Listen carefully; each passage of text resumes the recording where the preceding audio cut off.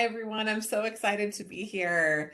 I have good news and bad news. The good news is that God is apparently not that worried about the recent election, has his hand on California, and has a vision for what he wants to do here. And the bad news is that whenever he wants to have a minority do something to change the future, it requires everyone to have faith.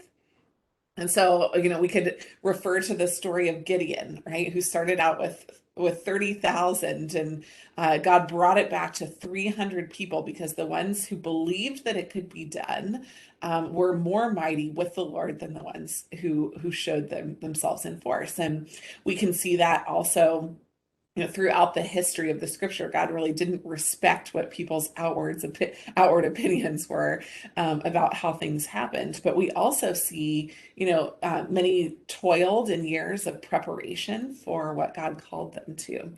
As best as I can tell now, the Lord called me into politics in kind of a shocking way. He called me into business 20 years ago, and I felt convicted because I didn't see business the way that God saw business. When I saw it the way that He saw it, I couldn't wait to go into it. And all of a sudden, I feel the same way about government. And so I just want to give you a little bit of background about me, and then I'm going to share some of what I've seen behind the scenes in California over the last 6 months, and what I think is on the way. And for those of you that haven't been involved significantly in government before, great, me neither. So we're going to do this together, and we're going to join in on this conversation. When I was 22 years old, I was traveling around the world, volunteering, serving at different places, and I had a conversation with God when I was 22 about my future. And my plan at that point was to become a doctor. And God gave me insight about business. And the thing that He said was, business is the primary way I reveal my creativity on the earth.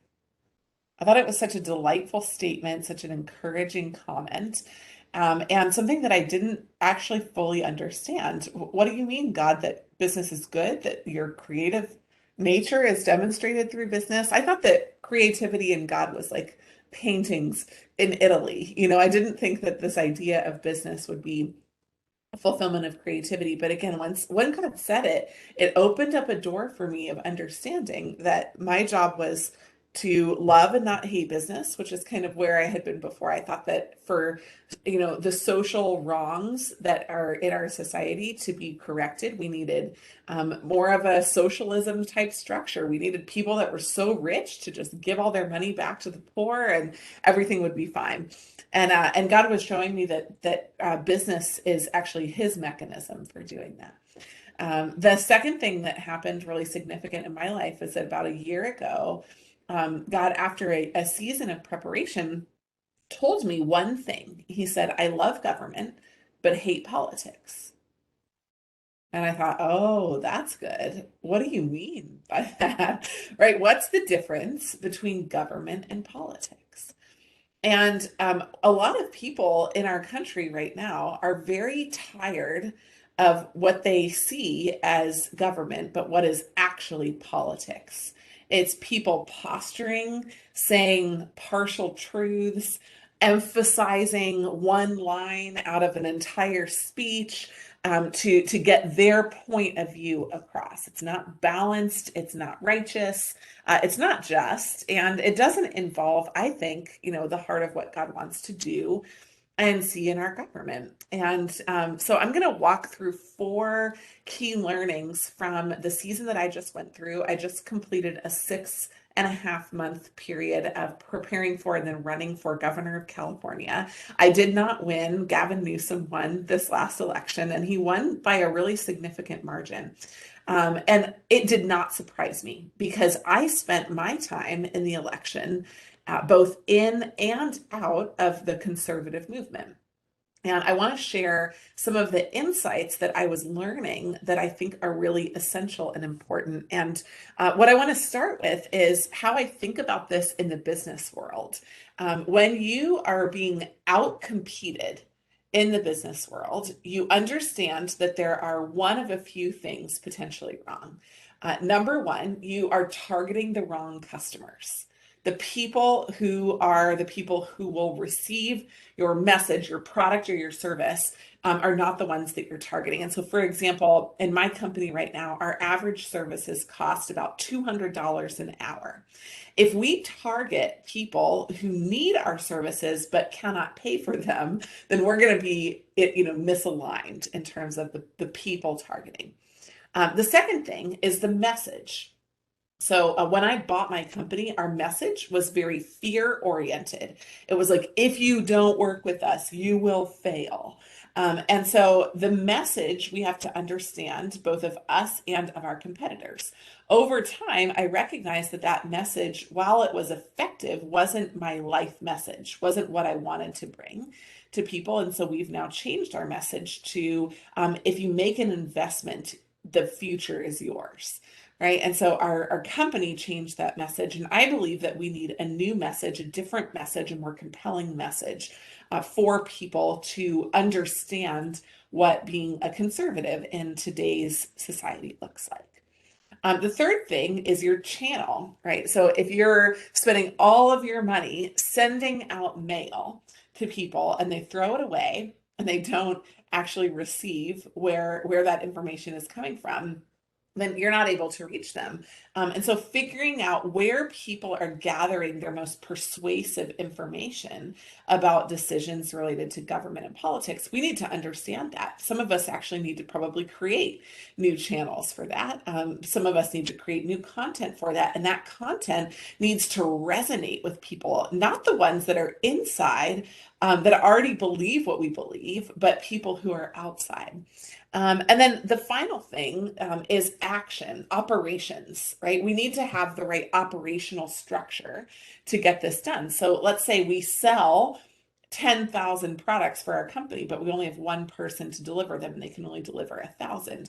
Well, all of a sudden we've solved one problem, but we haven't solved another. And so I'm going to talk about those four things. I'm going to talk about the people that we're targeting, the people that are hungry to receive a message, the way that the message is shared, the channels by which the message is shared, and then the actual operations of delivering what I believe, could change elections. And I just want to let you know that I think this will take probably 8 to 10 years. I hope to be surprised by the fact that it could take less, but if we're going to see California win elections, significant elections, statewide elections like governor, and elections, more elections at the congressional, the state assembly, et cetera, at those levels, it will take all of us and it will take time. To build up what's necessary, because what we built in this last election becomes a foundation to build the next piece on, and so on and so on. And so we have to go from strength to strength, not burning down the house in between each election. And I'll just give a little bit of a background for that. Both Arnold Schwarzenegger and Meg Whitman, after they ran for office in California, when they ran, they didn't share their messages with other people. They didn't share their donor lists. They didn't share their teams. They didn't operationalize what they did learn to expand on it for future generations. And so, if you guys know anyone who's running for an office in California who wants to talk to me, I will talk to anybody who wants to hear about running for office. And I will share the things that we did, the things that we learned, the successes that we had, and the gaps that we think would need to be filled in order for other people to be successful. And I will help them. I will connect them. I will review their materials. Like I don't know what the future holds for me right now, but I know that God has called me to be hopeful and generous. And so I will do those things until I know what my next actual step is going to be. So, what I want to share first is about the people who are interested in joining our movement. So, I actually want to share something, but I'm going to see if I can share it here. Okay, good. So this is from September 7th. We got a report like this every day for the ballots returned, but a lot of people in California don't know where all the votes are in the first place, and what the voting numbers are. And so we ran models the entire time through the election to try to get a sense of what we needed to do to win. Well, you can see here that out of the parties, the ballots that were mailed, which represents registered ballots, 10.4 million ballots were mailed by Democrats, and then Republicans 5.3, and then independents 6.5. Okay, independents and other. That includes Green Party candidates, etc. Okay, so independents and other parties, and as well as Republicans together, are larger than Democrats. But Republicans alone cannot win an election, not a statewide election in California. And so in every district, these breakdowns are available. Their information is important to see. And what you can see is also the trend line difference in the ballots that were returned. See where the growth was coming from? It was coming from Democrats turning in their ballots. And so you can also see, right, 33% of Democrats had turned in their ballots, only 22% of independents and other, and only 30% of Republicans. Now, many Republicans vote later, but the real interesting thing here is that the independent and other segments are lower propensity voters. They were not voting as much. And why? Many of them had heard nothing about the election. Democrats weren't spending money on them because they didn't desperately need them to win the election, but neither were Republicans. And so that's a key for targeting in the future. Also, by demographics, we can see age and we can see ethnic group. Now, look here, right? Out of the ages, the smallest age group is 65 plus, but the largest percentage of ballot returns are 65 plus. The largest age group is 18 to 34, and the smallest percentage is there. So it's kind of a, reverse. What needs to happen? Well, if Republicans are going to win in the future, we need to gather 18 to 34 votes. There's a significant pool of them that are not voting. And so that's a big activation area that needs to happen. It's a major under index. The other thing for ethnic groups, right? What's the smallest percentage of ethnic group returns? Latinos, by far. This was always one of our targeting areas. We spent money, effort, and energy on, radio, on Facebook ads that were in Spanish.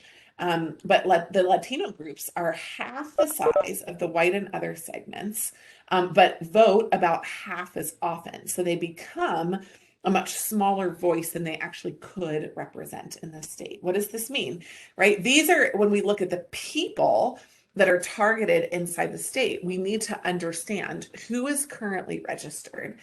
We need to understand how to reach them. We need to understand what messages resonate, and we need to understand, again, what operations will support that. But there's a lot of learnings here that anyone who wants to build a product in the future to win needs to think about, as we're moving forward, going into the future.